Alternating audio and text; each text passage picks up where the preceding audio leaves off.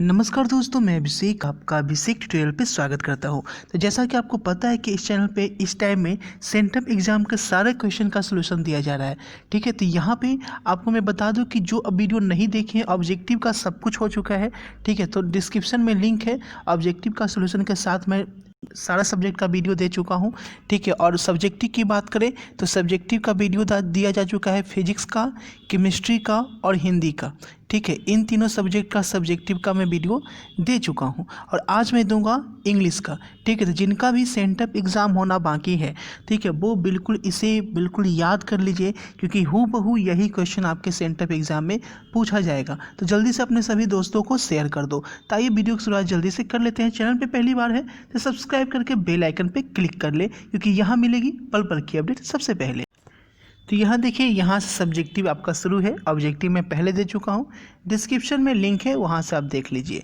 पहला क्वेश्चन है, क्वेश्चन दिख नहीं रहा होगा, ब्लर होगा थोड़ा। ठीक है, क्योंकि जैसा स्टूडेंट भेजे हैं वैसा ही मेरे पास है, तो मैं पढ़ देता हूँ, आप लोग नोट कर ले। पहला है, right an essay on any one of the following in about 150 to 1000 words. ठीक है, ऐसे लिखना है आपको। पहला ऑप्शन है इंफॉर्मेशन टेक्नोलॉजी पे, किसी एक पे लिखना है। सेकंड है a journey by train. Third है अ क्रिकेट मैच।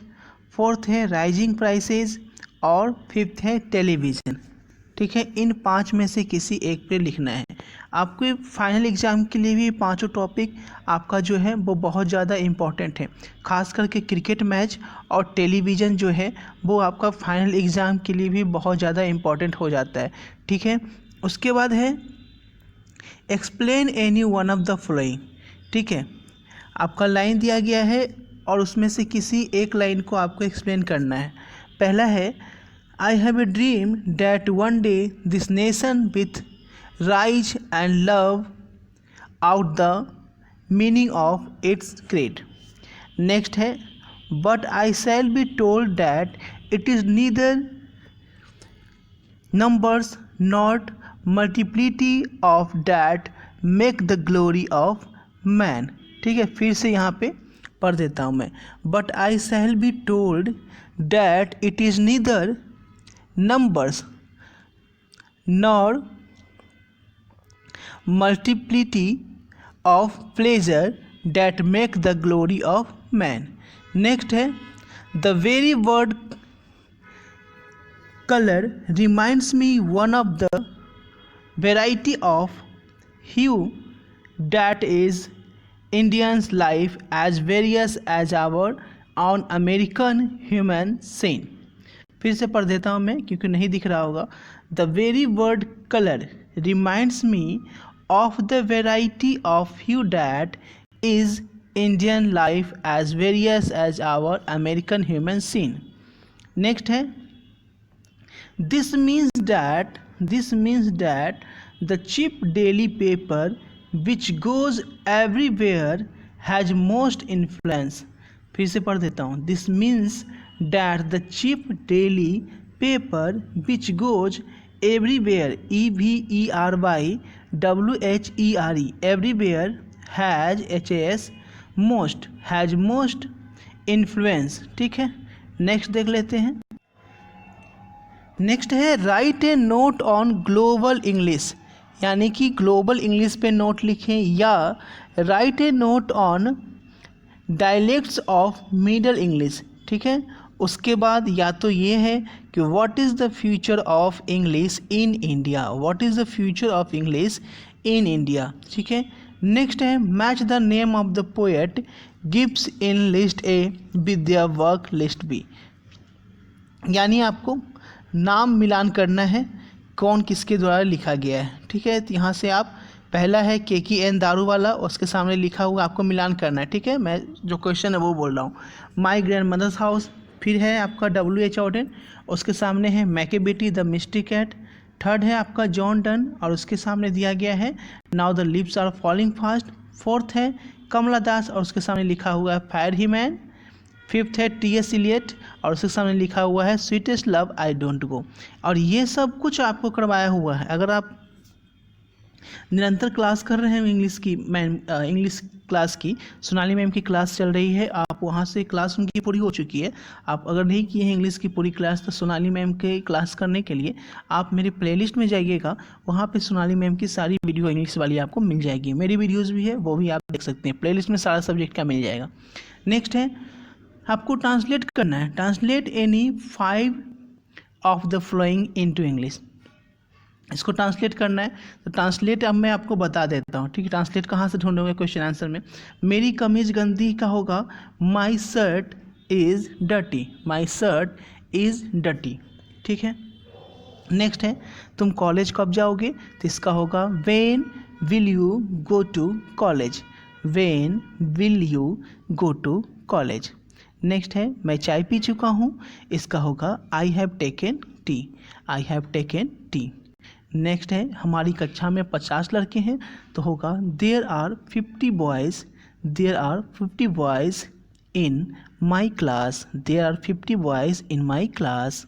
डाउट नट बच्चों, आप किसी भी सवाल में अटक गए हो या आपसे सॉल्व नहीं हो पा रहा है, बस आपको इस क्वेश्चन का फोटो लेना है, क्वेश्चन को क्रॉप करना है और 5 सेकंड के अंदर अंदर उस क्वेश्चन का वीडियो सॉल्यूशन मिल जाएगा। फिर चाहे आपका क्वेश्चन होमवर्क का हो, CBSE, Bihar, UP, Maharashtra, Rajasthan, MP किसी अन्य बोर्ड का हो, चाहे आईआईटी जी नीट या क्लास 6 से बरहमी का सवाल हो, इन सब का जवाब डाउट नेट ऐप पर, या फिर कोई भी सब्जेक्ट हो, physics, chemistry, biology, math, science, आपके सभी सवालों के जवाब मिलेंगे आपको डाउट नेट पर। साथ ही डॉट नेट पर क्लास 9वीं से 12वीं के बच्चों के लिए चल रही है इंग्लिश और हिंदी मीडियम में लाइव क्लासेस, यानी अब पूरी पढ़ाई होगी डॉट नेट ऐप पर। 3 करोड़ से ज़्यादा बच्चे डॉट नेट ऐप पर पढ़ाई कर रहे हैं, तो आप भी जाइए और डॉट नेट ऐप को इंस्टॉल कीजिए। नेक्स्ट है तुम लंदन से कब वापस आए, तो इसका होगा when did you return from London, या when did you come back from London, दोनों हो सकता है, ठीक है। वह अपने कमरे में रो रही है, she is crying in her room, she is crying in her room. प्रतिदिन व्यायाम करो, प्रतिदिन व्यायाम। डू एक्सरसाइज डेली, या टेक एक्सरसाइज डेली। नेक्स्ट है वह 4 घंटे से पढ़ रहा है, ठीक है। He has been reading, he has been reading for 4 hours, for 4 hours, ठीक है। FOR 4, उसके बाद फिर 4, FOUR, for 4 hours. He has been reading for 4 hours. Next है read the passage and answer the question that follow, ठीक है। यहाँ पे आपको पैसेज दिया गया है और इसे पढ़कर नीचे आपको क्वेश्चन आंसर करना है। तो वो मैं पैसेज पढ़ देता हूँ क्योंकि आपको हो सकता है दिखे नहीं। रीडिंग अबाउट, ठीक है, रीडिंग अगर दिख जाता है ठीक है। Reading about whether in books is one thing but living through a natural disaster was another. Even though the flood was not too bad, I was not prepared for what it was really. It was a rainy day, but the adults in the house were getting very anxious, very anxious. So I started to pay more attention to news on TV and radio. The meteorologist kept saying that the rain hasn't stopped in a long time, and it looked like it was not going to stop anytime soon. When the next morning I saw the water into our basement, we all got worried.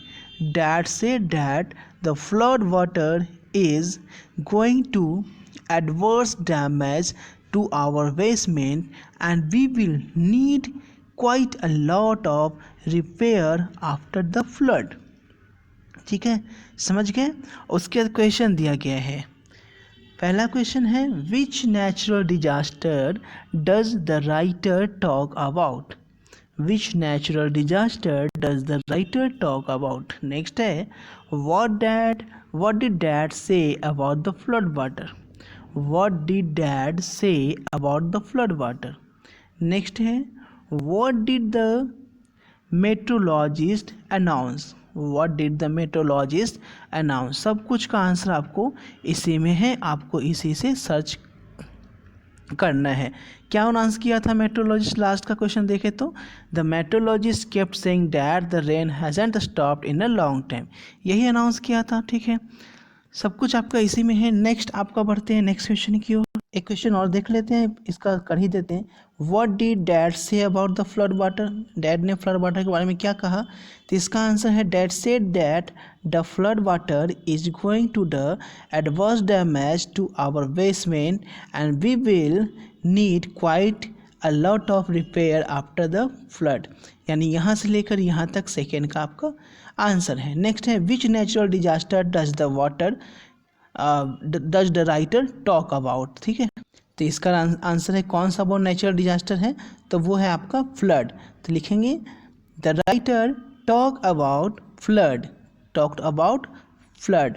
ठीक है, next question है write a piece of the following passage and give a suitable title, यानी आपको इसे precious लिखना है, sorry please नहीं है, प्रेसिस है।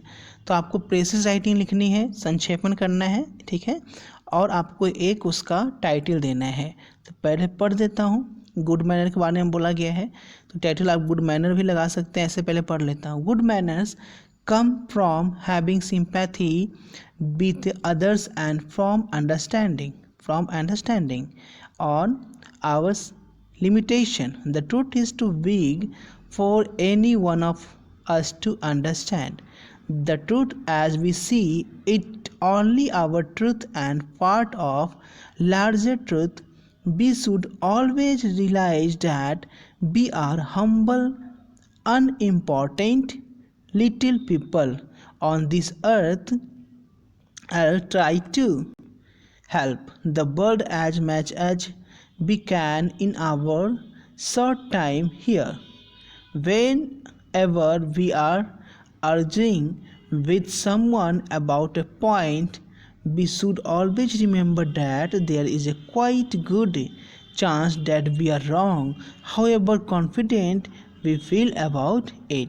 ये आपको लिखा गया है, आपको इसे पढ़कर एक इसका टाइटल निकालना है। टाइटल इसका गुड मैनर्स हो सकता है, और उसके बाद आपको इसे संक्षेपण करना है। इसका 1/3 1/3 पहले इसको काउंट कर लेना है, और उसका 1/3 आपको लिख देना है। ठीक है, इसको काउंट कर 1/3 मीनिंग के साथ लिखना है, ऐसा नहीं कि उठा कर लिख देना है। ठीक है, तो यहाँ पे आपके टोटल क्वेश्चंस हो गए। तो इंग्लिश का हो गया आज पूरा। ठीक है, तो यहाँ पे फिजिक्स हो गया, केमिस्ट्री हो गया, और आज मैंने इंग्लिश कर दिया। ठीक है, फिजिक्स, केमिस्ट्री, हिंदी और इंग्लिश हो गया है। ठीक है, अब यहाँ पे मैथ्स के सब्जेक्टिव कर दूंगा, और आपका रह गया बायोलॉजी, उसका भी कर दूंगा, और उसके बाद आपका आर्ट्स शुरू कर दूंगा। साइंस का ख़त्म हो जाएगा तो आपका आर्ट्स का भी शुरू कर दूंगा, क्योंकि एग्ज़ाम बहुत ज़्यादा नज़दीक है। तो डेली आप शाम में क्लास होती है, तो शाम में भी आप इस चैनल पे आके देखा करें। हो सकता है कभी कभी नोटिफिकेशन आपको यूट्यूब नहीं देती है, क्योंकि आपने घंटी नहीं बजा रखा है। ठीक है, इसलिए वीडियो आपका छूट जाता है। इससे अच्छा है कि शाम में एक बार 6:30-7 बजे के आसपास आकर आप देख लीजिए कि नया वीडियो आया है या नहीं आया है। ठीक है, तो इससे आपको अच्छा रहेगा, कोई भी वीडियो छूटेगी नहीं, कोई भी अपडेट नहीं छूटेगा। मिलते हैं आपसे अगले वीडियो में। वीडियो को शेयर और चैनल को सब्सक्राइब करना ना भूलें।